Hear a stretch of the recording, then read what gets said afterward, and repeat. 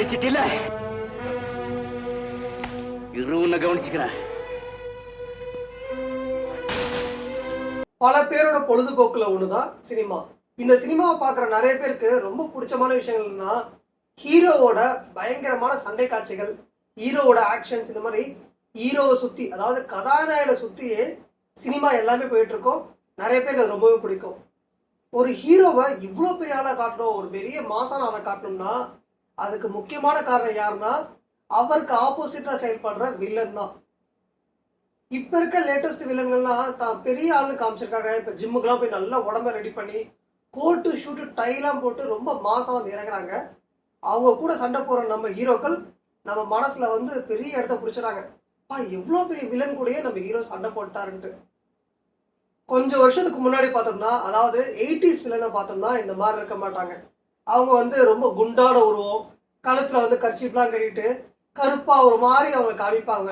இப்படி இருந்தாதான் அவங்க வில்லன்னே சொல்லிட்டு அப்ப இருந்துச்சு. அதுக்கு கொஞ்சம் முன்னாடி போனோம்னா, அதாவது 60-70களில் வந்த வில்லன்கள் இந்த எந்த லுக் வாய்ஸ்ல இருக்க மாட்டாங்க. அவங்களோட முக பாவனைகளாலேயோ அவங்க பேச்சுனாலேயோ இவ்வளோ பெரிய வில்லன் இவர்கிட்ட நம்ம ஹீரோ சண்டை போட போறான்னு சொல்லிட்டு மக்கள் ரொம்ப ஆர்வம் பார்த்துட்டு இருப்பாங்க. எவ்வளோ மோசமான ஆளுன்னு சொல்லிட்டு அந்த வில்லனை திட்டிகிட்டே இருப்பாங்க.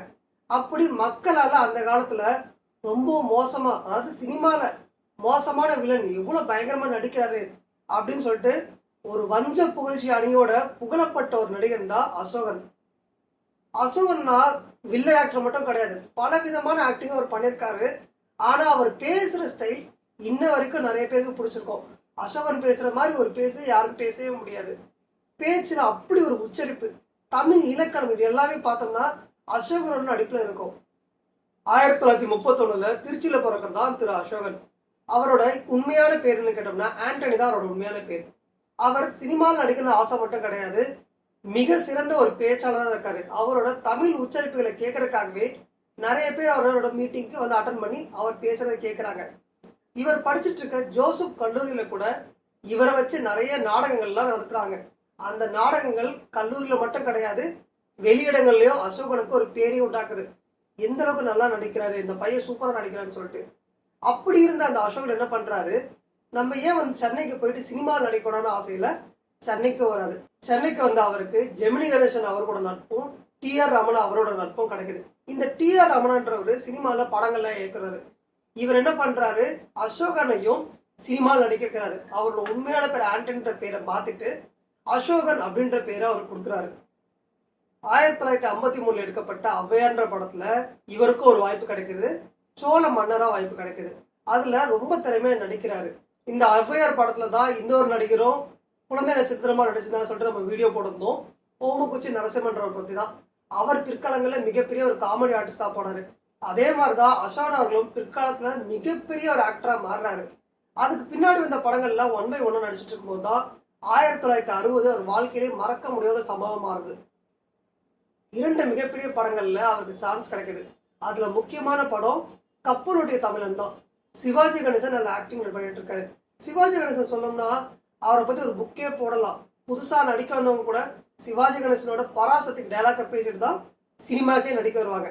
அந்த அளவுக்கு மிகப்பெரிய ஒரு பிரபலம், ரொம்பவே பர்ஃபெக்டா நடிக்கக்கூடியவர். அவருக்கு ஆப்போசிட்டா ஒரு வில்லன் கேரக்டர் கலெக்டர் ஆஷ் அப்படின்ற ஒரு கேரக்டர் தான். அந்த கேரக்டர் தான் அசோகனுக்கு கொடுத்துருக்காங்க. இவர் தமிழ்ல பிச்சு உதறுவார் அசோகன். இவரை ஆங்கிலம் கலந்து பேசுற ஒரு வெள்ளைக்கார துறையா போடுறாங்க. அந்த படம் ரொம்ப பிரம்மாண்டமா வந்து ஹிட் ஆகுது. கூடவே இன்னொரு படமும் ரிலீஸ் ஆகுது, களத்தூர் கண்ணம்மான்னு காதல் மன்ன ஜெமினி கணேசன் நடிச்ச படம். இந்த படத்தை பத்தி சொல்லணும்னா, இந்த படத்துல ஒரு குழந்தை நட்சத்திரம் இருக்காரு, அவரோட பேர் கமலஹாசன். இப்ப கூட அவரோட படங்கள் வந்து மிகப்பெரிய ஹிட் கொடுத்துட்டு இருக்கு. அவர் அந்த படத்துல குழந்தை நட்சத்திரமா நடிக்கிறாரு. இந்த படத்துல ஒரு மேயர் கேரக்டர் யார் நடிக்கிறாங்கன்னா நம்ம அசோகன் அவர்கள் தான். இந்த படம் அந்த டைம்லயே 100 நாளுக்கு மேல ஓடி தேசிய விருதும் கிடைச்சிருது. இதுல குழந்தை நட்சத்திரமா நடிச்ச கமலஹாசன் அவர்களுக்கு குடியரசுத் தலைவர்கிட்டயே வந்து ஒரு பதக்கம் கூட கிடைக்குது. அந்த அளவுக்கு ரொம்ப ஹிட்டான படம் தான் இந்த களத்தூர் கண்ணம்மா.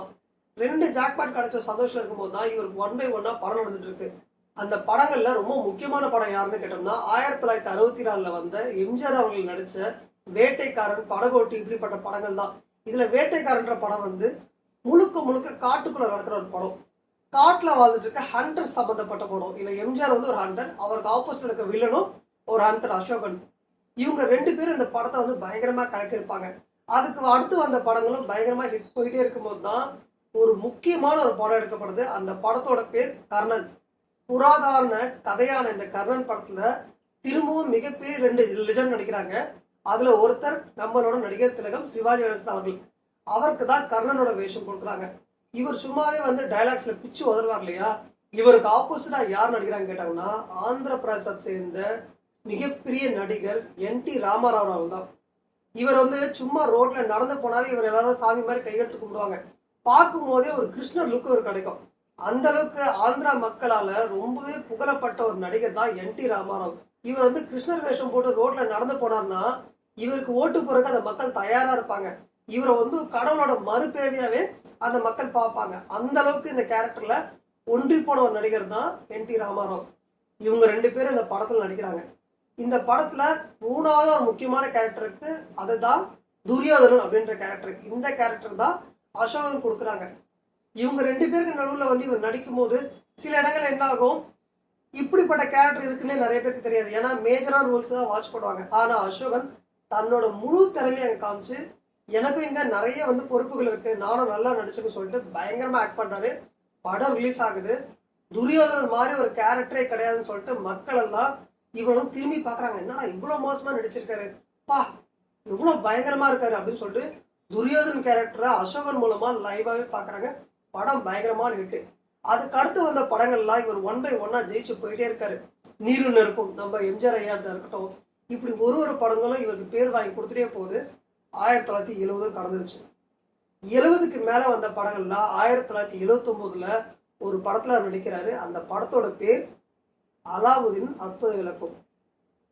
எந்த சின்ன பையன் ஜூனியர் ஆர்டிஸ்டா நடிச்சானோ களத்தூர் கண்ணமால, அதே சின்ன பையனை ஹீரோவா போட்டு எடுக்க படம் தான் இந்த அலாவுதீன் அற்புத விளக்கம். இது வந்து ஒரு பயங்கரமான ஒரு ஸ்டோரி. வேர்ல்டு ஃபுல்லா நிறைய பேர் இந்த படத்தை எடுத்திருக்காங்க. அதாவது ஒரு விளக்கு ஒன்று கிடைக்கும், அந்த விளக்குலேருந்து வர பூதம் தன்னோட மாஸ்டருக்கு பண்ற சேவைகளை பார்த்தா அந்த படம். இந்த படத்துல வர பூத கேரக்டருக்காக தான் நம்ம அசோகனை பேசி குடிக்கிறாங்க. அவர் இந்த படத்துல பயங்கரமா நடிக்கிறாரு. ஆலம்பனா அப்படின்ற ஒரு வார்த்தையை அவர் சொன்னோடனே தியேட்டரே வந்து அதிர்து. அந்த அளவுக்கு கைத்தட்டி சிரிக்கிறாங்க. ஒரு காமெடி நடிகராக ஆயிட்டாரு. ஆரம்பத்துல மிகப்பெரிய வில்லன் நடிச்சிருந்தது. கடைசியில பாத்தீங்கன்னா மக்கள் ரசித்து கொண்டாடுற ஒரு மிகப்பெரிய ஆக்டரா மாறாரு. அதுக்கு அடுத்த 1980ல வந்த படங்கள் வில்லா, நம்ம மறக்க முடியாத ஒரு படம். அதுக்கு அடுத்த ஒரு படம் முரட்டுக்காலை, ரஜினிகாந்தோட பயங்கரமான படம். இப்படி பல படங்கள் நடிச்சு தனக்குன்னு ஒரு ஃபேன் பேஸ் உருவாக்குனதுதான் அசோகன். அவரோட கடைசி நிமிஷம்னா 1982ல வந்த குரோதம்னு ஒரு படம் தான். இந்த படம் வந்து ஆங்கிலத்துல உருவான ஒரு படம், டெத் விஷ் அப்படின்ற ஒரு படம். இரவு நேரங்கள்ல வெளியில போற ஒரு நபர் குற்றம் செய்றவங்கெல்லாம் சுட்டு கொள்ளுதான் அந்த படத்தோட ஒரு கதை. இந்த கதையை ரொம்ப பிடிச்சி போன இயக்குனர் என்ன பண்றாங்க, தமிழ்ல இந்த படத்தை எடுக்கிறாங்க. தமிழ்ல அந்த படத்துல நடிச்சது பிரேம் அப்படின்றது. அதுல ஒரு இன்ஸ்பெக்டர் கேரக்டர், இந்த கொலைகள்லாம் கண்டுபிடிக்கிற கேரக்டர்ல தான் அசோகன் நடிச்சிருந்தாங்க. கடைசி படமும் மிகப்பெரிய வெற்றி. 1982ல அவருக்கு வந்து இதயத்துல ஒரு கோளாறு ஏற்படுறதுனால அவர் வந்து நம்ம உலகத்தை விட்டு பிரிஞ்சு போயிடுறாரு. அவருக்காக நிறைய பேர் வருத்தப்படுறாங்க. முக்கியமான விஷயம், அப்போ வந்து மிகப்பெரிய நடிகர்களா இருக்க சிவாஜி கணேசன் ஆகட்டும், எம்ஜிஆர் ஆகட்டும், இவருக்காக வருத்தமே தெரிவிச்சாங்க. அந்த அளவுக்கு இவருக்காக பல பேர் வந்து வருத்தப்பட்டாங்க. இவரோட தனிப்பட்ட வாழ்க்கையில இவருக்கு 2 பசங்க. ஒரு பையன் சின்ன வயசுல இறந்துட்டாரு. 2வது பையன் வின்சென்ட் அசோகன் அப்படின்றவர் தான். அவரும் சில படங்கள்லாம் நடிச்சிருக்காரு. போக்கிரி படத்துல வர வில்லன் கேரக்டர் ஆகட்டும், வட சென்னையில வர போலீஸ் ஆஃபீஸர் ஆகட்டும், டிக் டிக் டிக் அப்படின்ற படத்துல வர ஆர்மி ஆஃபீஸர் அப்படின்னு நிறைய கேரக்டர்ஸ்ல அவரும் நடிச்சிருந்திருக்காரு. இப்படி இன்ட்ரெஸ்டிங்கான தகவல் தெரிஞ்சா நம்ம சேனல் சப்ஸ்கிரைப் பண்ணுங்க. மீண்டும் சந்திப்போம். நன்றி.